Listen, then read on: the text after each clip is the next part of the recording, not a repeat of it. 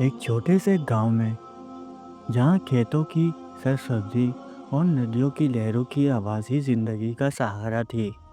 तीन दोस्त रहते थे, अली, हामिद और जैनब। ये तीनों बचपन से ही एक दूसरे के साथ खेलते, हंसते और अपने ख्वाब बांटते थे। गांव वालों के नज़दीक ये तीनों गोया एक ही रूह के तीन हिस्से थे। अली एक ज़हीन और पुरजोश लड़का था। इसके चेहरे पर हमेशा एक मुस्कुराहट होती और इसकी आंखों में चमक थी, जो बताती थी कि वो ज़िंदगी से बहुत कुछ चाहता है। वो गांव के स्कूल में सबसे आगे रहता था और उसे कहानियाँ सुनाने का शौक था। हामिद इसके बरक्स कदरे शर्मीला था। वो कम बोलता था, लेकिन इसकी वफादारी लाजवाब थी। अगर कोई मुश्किल वक्त आता तो हामिद सबसे पहले मदद के लिए आगे बढ़ता। और फिर जैनब, जो इन दोनों से मुख्तलिफ थी। वो न सिर्फ बहादुर थी, बल्कि इसकी तबीयत में एक फैसला कुन कुव्वत थी, जो मुश्किल हालात में भी उसे डगमगा नहीं होने देती थी। इन तीनों की दोस्ती गांव के लिए एक मिसाल थी। लेकिन एक दिन इनकी ज़िंदगी में एक ऐसी तब्दीली आई जिसने इनके मामूलात को हमेशा के लिए बदल दिया। एक शाम जब तीनों दोस्त नदी के किनारे बैठे पत्थर फेंक रहे थे, गांव का एक बूढ़ा शख्स बाबा रहीम इनके पास आया। बाबा रहीम गांव के बुजुर्ग थे और इनकी कहानियाँ मशहूर थी। इस दिन इनका लहजा कुछ संजीदा था। इन्होंने कहा, बच्चों, क्या तुमने जंगल के खंडर के बारे में सुना है? अली ने फौरन पूछा, बाबा कौन सा खंडर?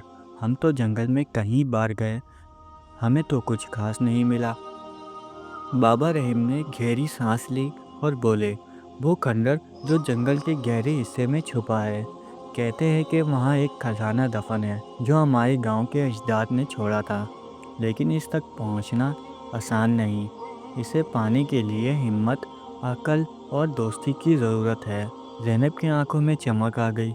बाबा, अगर ये सच है तो हम इसे क्यों ना तलाश करें? हमारा गांव गरीब है, लोग भूखे मरते हैं।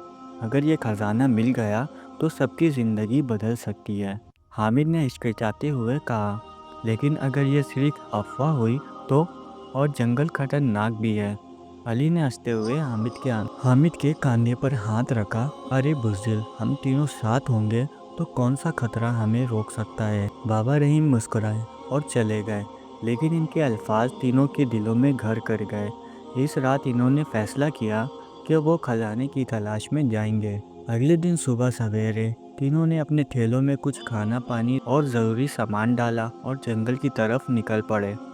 गांव वालों को बताया कि वो पिकनिक के लिए जा रहे हैं, क्योंकि वो नहीं चाहते थे कि कोई इनके मंसूबे के बारे में जाने। जंगल का इब्तदाई हिस्सा तो इनके लिए मनहूस था, लेकिन जैसे जैसे वो गहराई में गए, दरख्त घने होते गए और रोशनी कम होती गई।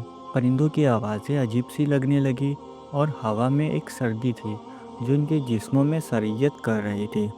चंद घंटों के सफ़र के बाद इन्हें एक पत्थर का ढेर मिला जिस पर कुछ अजीब से निशानात कंधा थे। ज़ैनब ने कहा, यह कोई इशारा हो सकता है।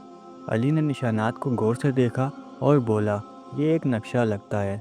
देखो, ये लकीर इस तरफ जा रही है जहाँ वो बड़ा पत्थर है। हामिद ने खौफजदा लहजे में कहा, लेकिन इस तरफ तो वो गार है, यहाँ कहते हैं कि भूत रहते हैं। ज़ैनब ने हंसकर कहा, हामिद, भूतों से डरने वालों को खजाना नहीं मिलता। चलो। वो तीनों इस बड़े पत्थर की तरफ बढ़े जहाँ बाकी एक गार का दायना था। अंदर अंधेरा था, लेकिन अली ने अपने थैले से एक छोटी सी मशअल निकाली और उसे रोशन किया। तीनों ने एक दूसरे का हाथ पकड़ा और गार में दाखिल हुए। गार के अंदर सर्दी और खामोशी थी। दीवारों पर अजीब सी तस्वीर बनी हुई थी जो बताती थी कि यह जगह कोई आम गार नहीं थी। कुछ देर चलने के बाद इन्हें एक बड़ा कमरा मिला जहाँ तीन दरवाजे थे। हर दरवाजे पर एक पहेली लिखी थी। पहले दरवाजे पर लिखा था, मैं वो हूँ जो बोलता नहीं, लेकिन सबको समझाता हूँ। मेरा साया नहीं, मेरी आवाज़ नहीं, फिर भी मैं ज़िंदा हूँ। मैं कौन हूँ? अली ने सोचा और बोला, यह किताब हो सकती है। किताब बोलती नहीं, लेकिन हमें सिखाती है। इन्होंने किताब कहा, लेकिन दरवाज़ा नहीं खुला। ज़ैनब ने कहा, शायद ये ख्वाब है। ख्वाब बोलते नहीं, लेकिन हमें बहुत कुछ दिखाते हैं। ख्वाब خواب کہتے ہی دروازہ کھل گیا۔ دوسرے دروازے پر لکھا تھا، میں وہ ہوں جو ہر روز آتا ہوں لیکن کبھی رہتا نہیں۔ میری وجہ سے زندگی چلتی ہے لیکن میرا کوئی جسم نہیں۔ میں کون ہوں؟ حامد نے کہا، یہ دن ہو سکتا ہے۔ دن آتا ہے لیکن رات ہوتے ہی چلا جاتا ہے۔ دن کہتے ہی دوسرا دروازہ بھی کھل گیا۔ تیسرا دروازے پر لکھا تھا، میں وہ ہوں جو سب کے پاس ہے لیکن کوئی مجھے دیکھ نہیں سکتا۔ میں کم ہو سکتا ہوں لیکن ختم نہیں ہو سکتا۔ میں کون ہوں؟ تینوں نے کافی سوچا۔ آخر کار زینب بولی، یہ وقت ہے۔ وقت سب کے پاس ہے لیکن کوئی اسے دیکھ نہیں سکتا۔ وقت کہتے ہی تیسرا دروازہ کھل گیا اور سامنے چمکتا ہوا صندوق تھا۔ صندوق کو کھولتے ہی ان کے چہرے حیرت سے کھل گئے۔ اندر سونا چاندی نہیں تھا بلکہ کچھ پرانے کاغذات، ایک نقشہ اور ایک خط تھا۔ خط میں لکھا تھا، اے مسافرو، اگر تم یہاں تک پہنچے ہو تو جان لو کہ یہ خزانہ پیسوں کا نہیں بلکہ علم اور تاریخ کا ہے۔ یہ کاغذات ہمارے گاؤں کی کہانی ہے جو ظلم اور جبر کے دور میں چھپائی گئی تھی۔ اس نقشے پر وہ جگہ نشان زد ہے جہاں ہمارے اجداد نے اپنی زمینوں کے دستاویزات دفن کیے تھے۔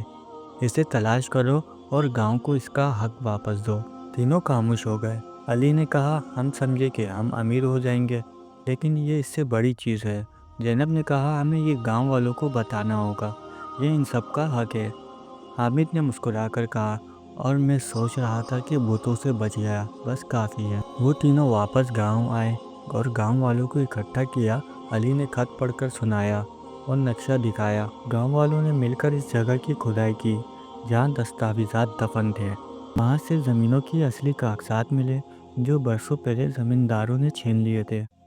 ان دستاویزات کی مدد سے گاؤں والوں نے اپنی زمینیں واپس لی اور خوشحالی لوٹ آئی۔ علی، حامد اور زینب گاؤں کے ہیرو بن گئے۔